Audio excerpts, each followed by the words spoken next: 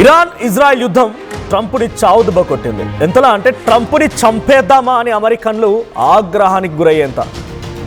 నిన్న Trump Hilton అనేటువంటి ఒక హోటల్లో ఆయన ప్రెస్ కాన్ఫరెన్స్లో he's about to attend a press conference and he's having some delegates. ఆయన దగ్గర కొంతమంది డెలిగేట్స్ ఉన్నారు. డిన్నర్ జరుగుతోంది హిల్టన్ హోటల్లో.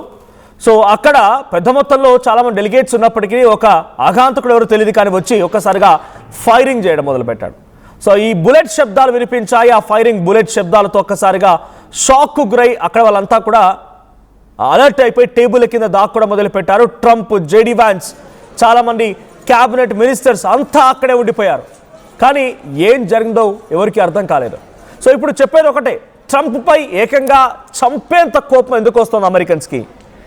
ట్రంప్ అనవసరంగా ఇరాన్ ఇజ్రాయెల్ యుద్ధం అని చెప్పి, రష్యా ఉక్రెయిన్ యుద్ధం అని చెప్పి, ఇండియా పాకిస్తాన్ యుద్ధం అని చెప్పి అమెరికాని బూచిగా చూపించి అమెరికా దేశాన్ని వాడుకుంటూ, అమెరికా ఆర్థిక స్థితిగతులను వాడుకుంటూ ఆయన అహంకారాన్ని, ఆయన యొక్క అహంభావాన్ని తీర్చుకునే ప్రయత్నం చేస్తున్నాడనేది అమెరికన్ సిటిజన్స్ చాలా బలంగా నమ్ముతున్నమాట. నిన్న కాల్పులు జరిపిన నిందితులకు సంబంధించి విషయం మనం ఇది మూడోసారి ఘటన. 2 ఏళ్లలోనే డొనాల్డ్ ట్రంప్ పైన 3 సార్లు జరిగింది ఇటువంటి ప్రయత్నం, ఆయన హతమార్చే ప్రయత్నం. అది 2024 జూలై 13. సో అక్కడ బట్లర్, పెన్సిల్వేనియాలో ఫస్ట్ ఇన్సిడెంట్. అండ్ అదేంటి ఇన్సిడెంట్ ఏంటంటే ఎలక్షన్ క్యాంపెయిన్లో వాళ్ళు Trump was speaking at an outdoor campaign rally. Gunmen opened A fire from A roof top.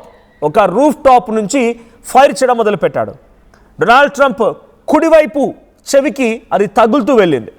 So దాంట్లో చాలా తీవ్రంగా ఆయన మొహం పైన రక్తం చిమ్మడంతో వెంటనే అక్కడి నుంచి ఇమీడియట్ సర్వీస్లో భాగంగా ఆయన తరలించే ప్రయత్నం చేశారు. This is the first incident మీరు చూస్తున్నారు.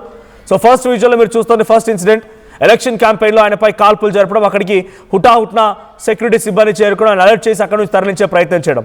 ఈ ఇన్సిడెంట్లో వన్ సపోర్టర్ కొరై కాంపెటోర్ అనేటువంటి వ్యక్తి కూడా ఫస్ట్ ఇన్సిడెంట్లో చనిపోయాడు. ఫస్ట్ పెన్సిల్వేనియా ఇన్సిడెంట్లో ఆయన ఎలక్షన్ క్యాంపెయిన్లో ఉండగా ఒక ఆయన సపోర్టర్ చనిపోయాడు. సో అక్కడ చంపినటువంటి వ్యక్తి, ఆ రకంగా ప్రయత్నం చేసిన వ్యక్తి ఎవరో కాదు, 20 ఏళ్ల Thomas Matthew Crooks, at the age of 20 years itself. 20 ఏళ్ల జెన్జీ, అంటే అక్కడ ఉన్నటువంటి జెన్జీ డొనాల్డ్ ట్రంప్ని హతమార్చాలనుకున్నాడు. ఆ తర్వాత Trump golf club assassination attempt. So Trump golf క్లబ్లో కూడా సెప్టెంబర్ 15, 2024 వెస్ట్ పామ్ బీచ్, ఫ్లోరిడాలోని వెస్ట్ పామ్ బీచ్లో Trump was golfing at his club. Secret Service spotted a rifle barrel hidden in the bushes. Officers fired towards suspect before he could shoot. వాడు చంపే కంటే ముందే golf క్లబ్లో golf ఆడడానికి వెళ్ళిన Donald ట్రంప్ని అక్కడ బుషెస్లో ఒక పొదల్లో దాక్కున్నాడంట ఓ నిందితుడు. ఫైరింగ్ ఓపెన్ చేద్దామనేటువంటి ముందే గమనించిన ఆయన సిబ్బంది, ఆయనకున్నటువంటి పర్సనల్ సెక్యూరిటీ సిబ్బంది వాడిని హతమార్చే ప్రయత్నం చేశారు, అలర్ట్ చేశారు. సో ఇక్కడ కూడా 28 years of Ryan Wesley Routh నిందితుడు ఎవరంటే 28 years of Ryan Wesley Routh. So ఆయన కూడా ఒక రకంగా యంగ్స్టర్. సో అక్కడ ఉపయోగించిన weapon SK style rifle and camera and gear. So ఇక్కడ అరెస్ట్ చేశారు వాడిని. ఆ తర్వాత life imprisonment, at the same time ఆయనకి సెంటెన్స్ ఏమంటారు కంప్లీట్గా హతమార్చారు, ఉరిశిక్ష అమలు చేశారు. సో ఇప్పుడు ఇంకొక అంశం 2026 April 25 నిన్న వాషింగ్టన్ డీసీలోని హిల్టన్ హోటల్లో అంతా డెలిగేట్స్తో ఆయన కూర్చున్నారు. డెలిగేట్స్తో కూర్చొని ఆయన డిన్నర్ చేస్తున్నారు. ఆ తర్వాత he's about attend press meet. So press meet attend కావాల్సి ఉంది. ఈ సంఘటనలో ఒక్కసారిగా ఫైరింగ్ జరిగింది. ఫైరింగ్ చేసింది కొలై థామస్ అలెన్ అనేటువంటి వ్యక్తి, 31 ఏళ్ల వయసు ఇక్కడ కనబడుతున్న వ్యక్తి ఆయన. సో కోల్ థామస్ అలెన్ కాల్పులు జరిపిన నిందితులకు సంబంధించి ఫోటో మీరు చూస్తున్నారు. సో ఉన్న పలంగా డెలిగేట్స్లోకి ఎంట్రీ ఇచ్చి అటాక్ చేయడం మొదలుపెట్టాడు. అయితే 3 సార్లు ట్రంప్ని చంపేంత పగ, ప్రతీకారం ఎవరికి ఉంది? డొనాల్డ్ ట్రంప్ని చంపాల్సిన అవసరం ఎవరికి వచ్చింది? అక్కడ సామాన్య జనమే, వీళ్ళంతా కూడా సామాన్యులే. కోల్ థామస్ అలెన్ కానీ, గతంలో చెప్పినటువంటి రాయ్స్ వెస్లీ రౌత్ కానీ, అంతకంటే ముందు థామస్ మాథ్యూ క్రూక్స్ 20, 28 and 31 వీళ్ళ వయసు ఇది. వీళ్ళు డొనాల్డ్ ట్రంప్ని హతమార్చాలనుకున్నారు.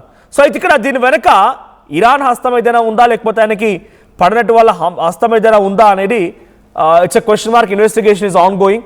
బట్ డొనాల్డ్ ట్రంప్ని హతమార్చేటువంటి పగ, డొనాల్డ్ ట్రంప్ని చంపేయాలి అనేంత పగ వాళ్ళలో కలిగిందనేది మాత్రం చాలా క్లియర్గా అర్థమవుతోంది. తాజాగా ఈ కాల్పుల వెనుక ఇరాన్ హస్తం ఉందా అనే కోణంలో దర్యాప్తు ప్రారంభించింది అమెరికన్ ఇంటెలిజెన్స్ నిఘా వర్గాలు. సో ట్రంప్ పాలన పైన తీవ్ర ఆగ్రహం వెళ్లగక్కుతున్నారు అమెరికన్లు. ట్రంప్ను దించేయాలని చెప్పి 55% ప్రజలంతా కూడా అనుకుంటున్నారంట. ఇరాన్పై ట్రంప్ ఏకపక్షంగా సాగిస్తున్నటువంటి యుద్ధాన్ని వ్యతిరేకిస్తూ 66% పైగా ప్రజలు యుద్ధం పేరుతో వృధా ఖర్చు చేస్తుందని ఆగ్రహం వెలుగక్కుతున్నారంట. ఇక ఏప్రిల్ 10-14 మధ్యలో సర్వే నిర్వహించారు. ఈ సర్వేలో 1514 మంది అభిప్రాయాలు సేకరిస్తే దాంట్లో 66% హీ షుడ్ బి ఇంపీచ్డ్, ఆ స్థానం నుంచి, ఆ కుర్చీలో నుంచి ఈ అహంకారాన్ని పక్కన పెట్టాలని రకంగా అనుకుంటున్నారంట. So before I continue with more updates, ఒకసారి నిన్న ఆ హోటల్లో ఎటువంటి కాల్పులు జరిగాయి, అక్కడ ఎటువంటి ఉద్రిక్తత పరిస్థితుల్లో కొని ట్రంప్ ఎలా భయపడిపోయాడు, అంతా టేబుల్ కింద ఎలా జాక్కున్నారో ఒకసారి ఆ విజువల్ చూద్దాం.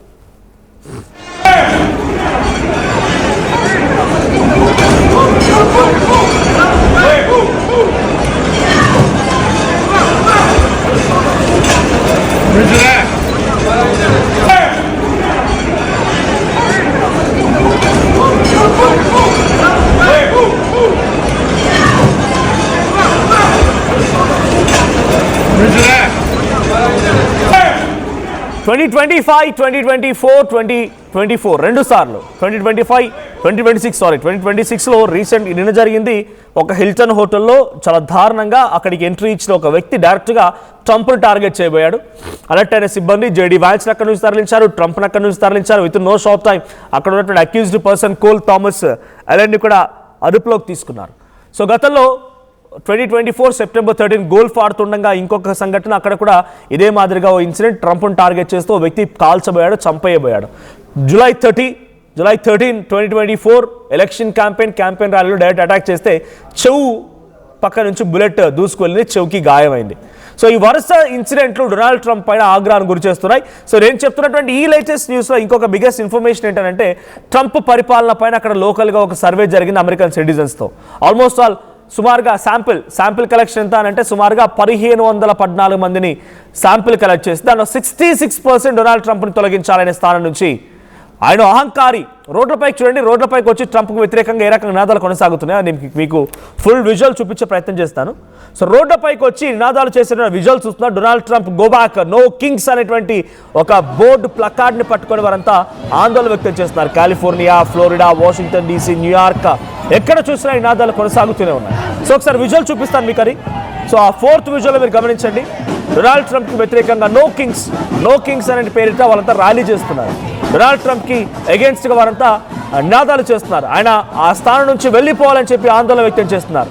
ఇరాన్ ఇజ్రాయెల్ కొట్టుకుంటూ ఉంటే మధ్యలో నువ్వెవడివే అక్కడికి వెళ్ళడానికి, అక్కడికి వెళ్ళి నువ్వెంత నీ ఏకపక్ష నిర్ణయంతో ఇరాన్పై యుద్ధం చేయడానికి, అమెరికాని ఫైనాన్షియల్గా కొలాప్స్ చేసి అమెరికా స్థితిగతుల మొత్తాన్ని దిగజార్చడమే నీ పిచ్చి ఆలోచన అంటూ అమెరికన్ సిటిజన్స్ మొత్తం కూడా వాళ్ళంతా ఆందోళన వ్యక్తం చేస్తున్నారు. గతంలో సిటిజన్షిప్, బర్త్రైట్ సిటిజన్షిప్ అని రకరకాల ఇంకా నిర్ణయాలు తీసుకున్నప్పుడు ఆయన ఏడాది పరిపాలన పూర్తవక మునిపే కాలిఫోర్నియా, లాస్ ఏంజలస్ ప్రాంతాల్లో డొనాల్డ్ ట్రంప్కి ఏకంగా డైరెక్ట్గా చాలా తీవ్రమైన వ్యతిరేకత ఎదురైంది. అక్కడ కూడా కస్టమ్స్ ఆఫీసర్స్ని ఇంటికి పంపించి, అందరిలోకి పంపించి తనిఖీలు చేయించి, వీసా, పాస్పోర్ట్లు ఇన్వెస్టిగేషన్ చేయించి, ఆ తర్వాత అక్కడికి వచ్చినటువంటి పబ్లిక్ని హెరాస్ చేయించి, వాళ్ళని పరిగెత్తించి, నేషనల్ గార్డ్స్ చేత వాళ్ళని అటాక్ చేయించి, కొట్టి దారుణాన్ని, దమనకాండను సృష్టించారు అక్కడ ఆయన. ఒకటా రెండా వరుసగా. తర్వాత వెనిజువేలాపై అటాక్, వెనిజువేలా ప్రధాని కిడ్నాప్ చేయడం, గ్రీన్లాండ్ని స్వాధీనపరచుకోవడం, ఇరాన్ పైన ఈ రకమైన యుద్ధాలకు పిలుపునివ్వడం, ఇలా ప్రతి సంఘటన కూడా కొంత భయభ్రాంతులకు గురి చేస్తోంది.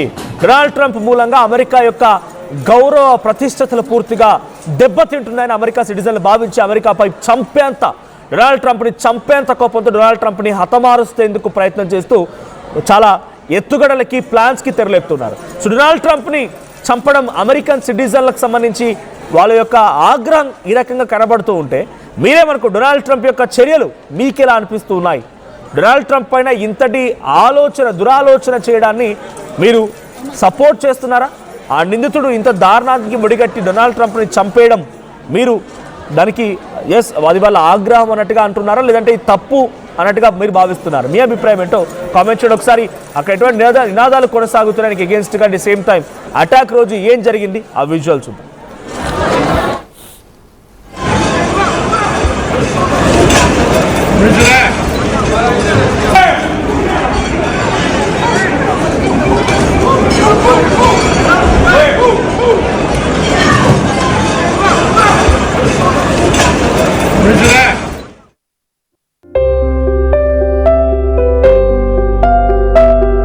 చిన్న చిన్న ఆనందాలు 35 ఏళ్లుగా నా జీవితంలో లేవు.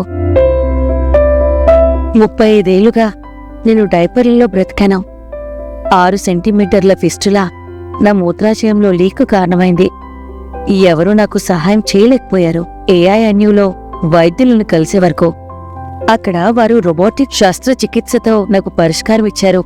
వారు నా ఆత్మవిశ్వాసాన్ని కూడా తిరిగిచ్చారు. Precision care makes it possible. The Center for Robotic Surgery at AINU. At KL, experience what it feels like to be a true engineer. KL deemed to be university.